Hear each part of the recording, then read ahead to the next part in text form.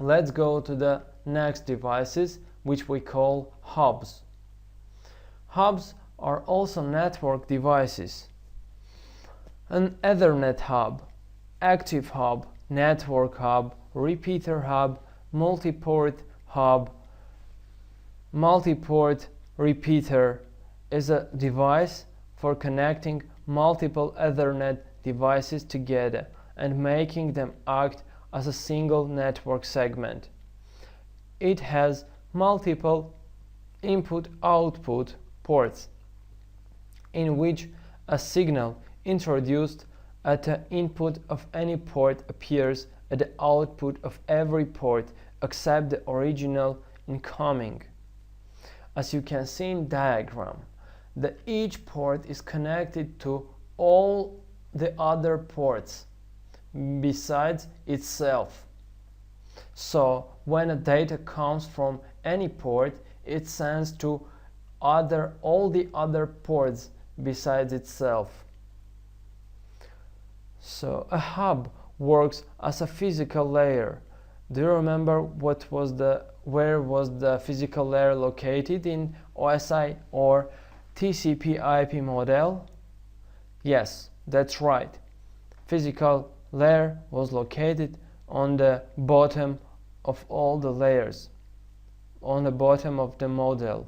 It's a layer 1. So hubs work at the physical layer of the OSI or TCP/IP model. The device is a form of multiport repeater. Repeater hubs also participate in collision detection, forwarding a jam signal to all ports if it detects a collision. Some hubs may also come with the BNC and/or attachment unit interface AUR connector to allow connection to legacy 10-base-2 or 10-base-5 network segments. The availability of low-priced network switches has largely rendered hubs obsolete, but they are still seen in 20th century installations and more specialized applications. A network hub is an unsophisticated device in comparison with, for example, a switch. A hub does not examine or manage any of the traffic, any of the packets that comes through it. Any packet entering any port is rebroadcast on all other ports. Effectively, it is barely aware of frames or packets and mostly operates on raw bits or symbols. Consequently, due to the large collision domains, packet collisions are more frequent in networks connected using hubs than in networks connected using more sophisticated devices. 100 megabit per second hubs and repeaters come in two different speed grades. Class first delay the signal for the maximum of 140 bit times, enabling transmission between 100 base T and 100 base F and 100 base T4. The class 2 hubs delay the signal for a maximum of 92 bit times, enabling installation of two hubs in a single collision domain. The need for hosts to be able to detect collisions limits the number of hubs and the total size of node network built using hubs. A network built using switches does not have these limitations.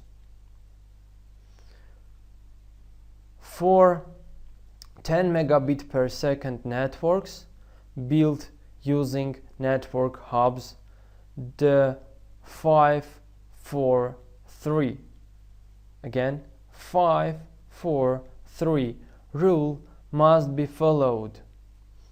Up to 5 segments, it means 4 hubs, are allowed between 2 end stations.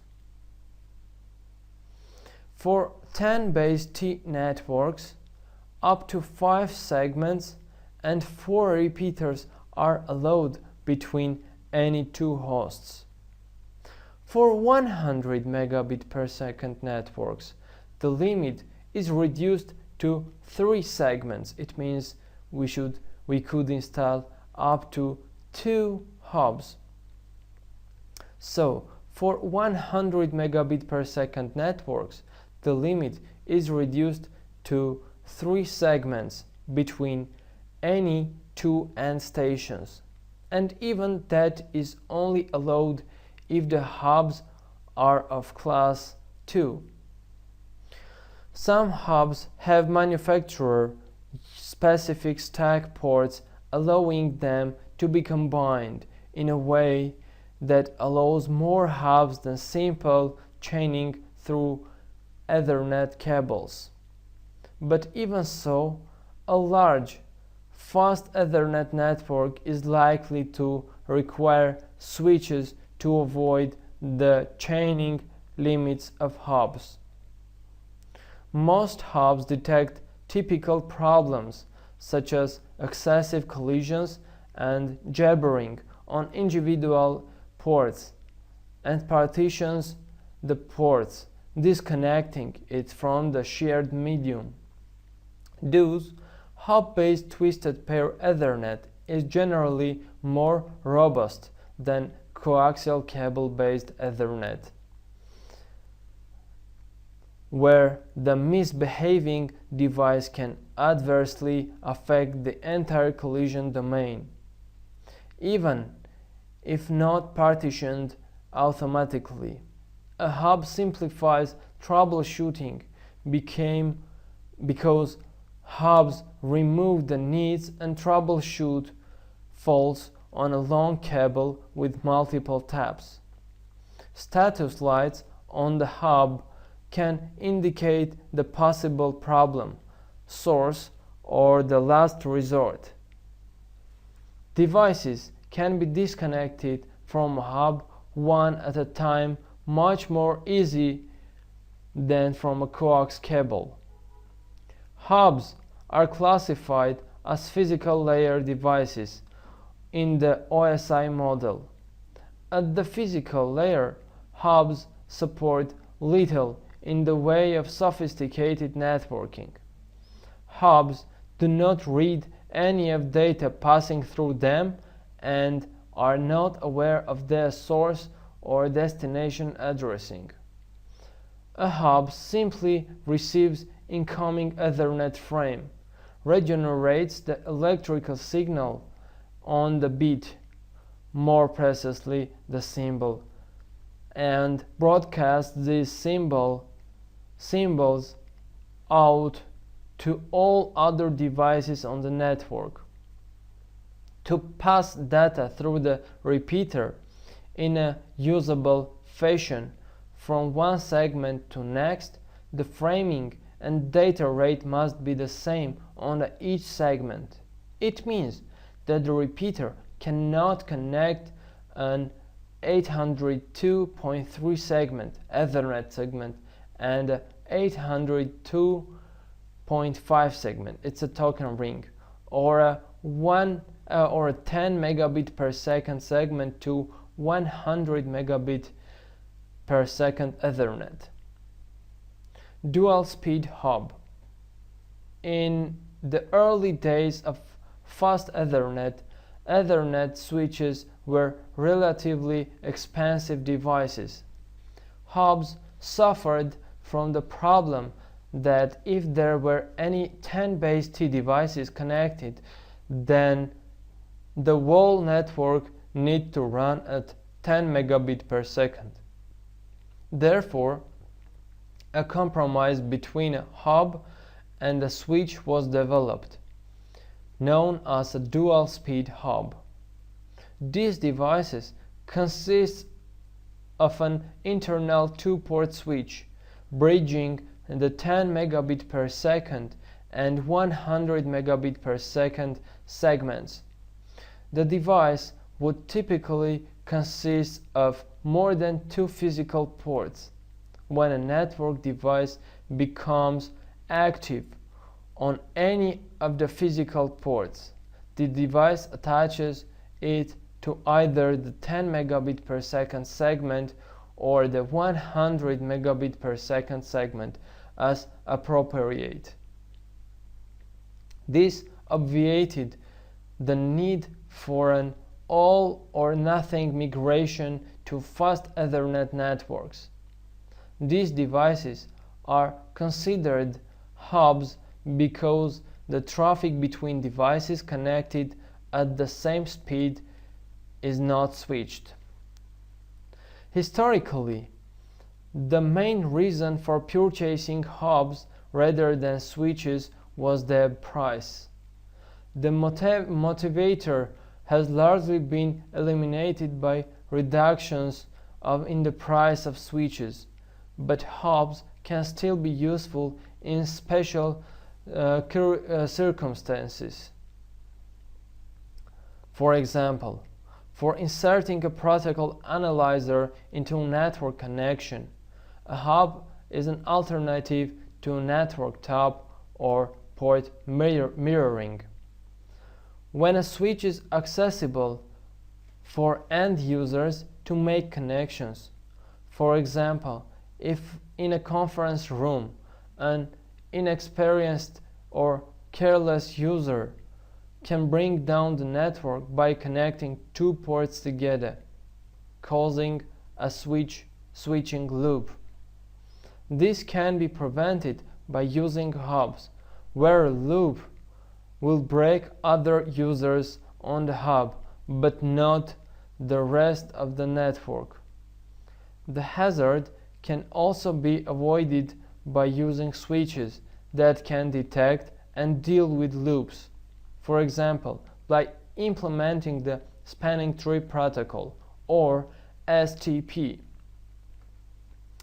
A hub with a 10-base-2 port, it's a coaxial port, can be used to connect devices that only support 10-base-2 to a modern network.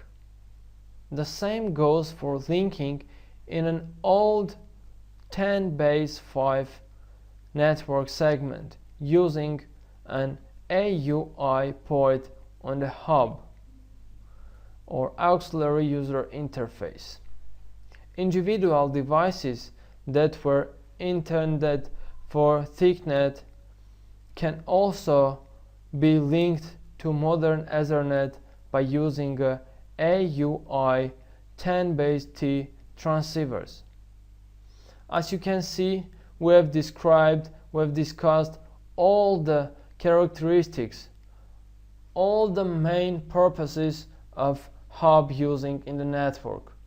And now we know what are doing hubs in any network. Let's go next, and now we'll discuss the bridgings. Why we need the bridging. Network bridging describes the action taken by the network equipment to allow two or more communication networks or two or more network segments to create an aggregate network. Bridging is distinct from routing, which allows the network to communicate independently as separate networks. A network bridge is a network device that connects more than one network segment. In the OSI model, bridging acts in the first two layers. Is the same as an TCP/IP model. There are 4 types of network bridging technologies: simple bridging, multi-port bridging, learning or transparent bridging, and source route bridging. Transparent bridging, originally developed by Digital Equipment Corporation (DEC) in 1980s. Let's look at our common network.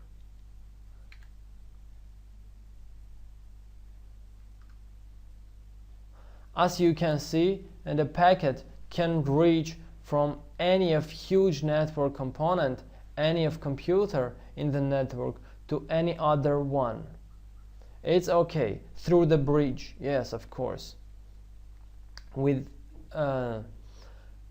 But the packet cannot, which is the broadcast packet, cannot reach to other side bridge.